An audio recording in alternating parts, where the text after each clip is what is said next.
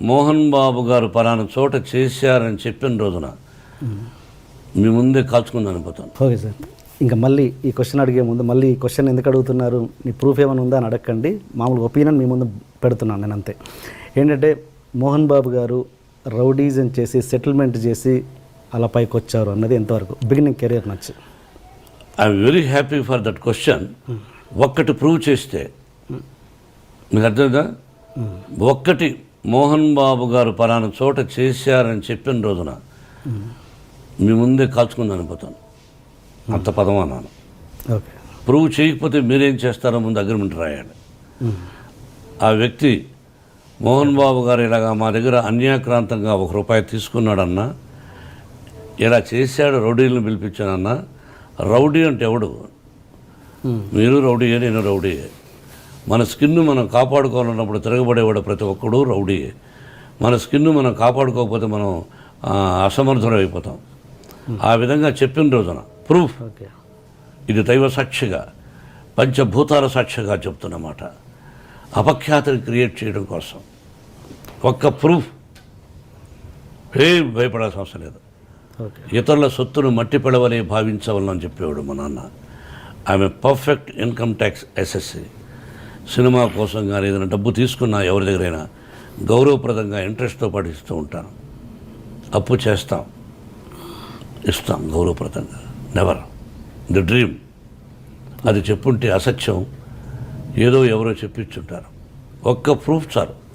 నా 13 సంవత్సరాల, నా 42 సంవత్సరాల నట జీవితంలో ఇంటిల్లపాది సూపర్ సూపర్ పంచభూతాల సాక్షిగా చెప్పాడు. Great sir. అండ్ ఇంకోటి అదే మాట అనేవాళ్ళు ఇది కూడా అంటారు, మోహన్ బాబు గారు దాసరి గారికి, పరిటాల రవికి అండ్ రజనీకాంత్కి బినామీ అని. ఇది కూడా క్లియర్ చేయండి. అన్నం తినేవాళ్ళు ఎవరు అది చెప్పరు. అన్నం తింటారు చూసారా? మా ఊళ్ళో అన్నం అంటే సంగటి కూడా అన్నమే, గంజి కూడా అన్నమే. అది తినేవాళ్ళు ఎవరు అది చెప్పరు. ఉంటే సినిమాలకు అప్పు ఎందుకు చేస్తాం? అది ఇంకంతే, ఒకటే ఆన్సర్. ఓకే, మామూలుగా ఇండస్ట్రీలో దాసరి గారికి, రాఘవేంద్రరావు గారికి ఎంతో కొంత, అంటే వాళ్ళు ఎంత మాట్లాడుకున్నా కూడా ప్రొఫెషనల్ రైవలరీ అనేది ఉంటుంది. నాకు తెలిసినంత వరకు లేదు. లేదా? అసలు ఇద్దరు ఒకరినొకరు బాగా ప్రేమించుకునేవాళ్ళు. ఛాలెంజ్ ఉండేది ನನ್ನ మనసులో, ఆయన మనసులో. రాఘవేంద్రరావు గారు హిట్ ఇస్తే అరే దానికంటే గొప్ప హిట్ ఇవ్వాలి మనం అనే తాపత్రయం ఆయన ఉండుండొచ్చు. ఓకే, ఇద్దరు మంచివాళ్ళు, ఒకరినొకరిని ప్రేమించుకుంటారు. ఓకే, ఇద్దరూ నన్ను ప్రేమిస్తారు. ఓకే ఓకే, దానికి క్వశ్చనే లేదు. మీరిద్దరు వాళ్ళతో క్లోజ్గా ఎలా ఉండగలిగారు అన్నది నా క్వశ్చన్.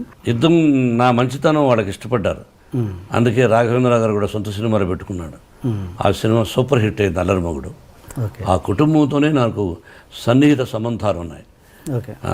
సరదాగా ఘర్షణ పడతాం సరదా, అంతేగాని జీవితంలో అతను నాకు చెడు తలపెట్టడు, నేను అతను చెడు తలపెట్టను.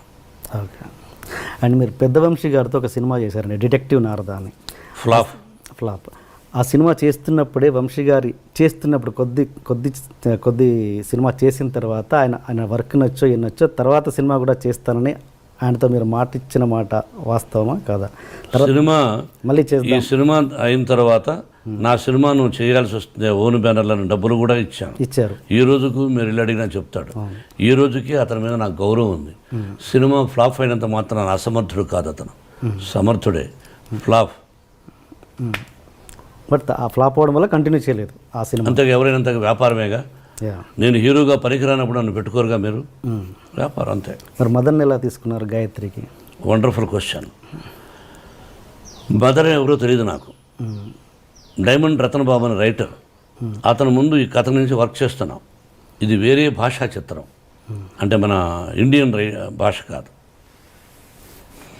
కొన్నప్పుడు ఎవరా 2-3 పేర్లు చెప్తూ అతను అన్నాడు, సార్ మదన్ అనే ఒక అతను ఉన్నాడు, అతను ఇంతకుముందు రైటరు, ఏదో 1-2 తీశాడు కానీ సక్సెస్ అది పెద్దగా లేదు, మీకు ఇష్టమైతే తెలియపరుడు అన్నాడు. పిలిపించవయ్యా అన్న. పిలిపించాము. ఆ ఒరిజినల్ పిక్చర్ చూపించాం. సార్ ఇలా తీస్తే పనికిరాదు, దీన్ని తయారు చేయాలి సార్ అన్నాడు. 6 మాసాలు కూర్చున్నాం. అతనికి నాకు వేవ్ లెంగ్త్, అంటే వేవ్ లెంగ్త్ అని ఇంగ్లీష్లో అంటారు, తెలుగులో ఇద్దరికి అండర్స్టాండింగ్ బాగా కుదురుతుంది. నేను చెప్పిన దానికి అతను తాళం వేయడు, అతను చెప్పిన దానికి నేను తాళం వేయలేదు. అట్లా పోటీ పడి సెలెక్ట్ చేసాం, మంచిగా తీసిచ్చాడు.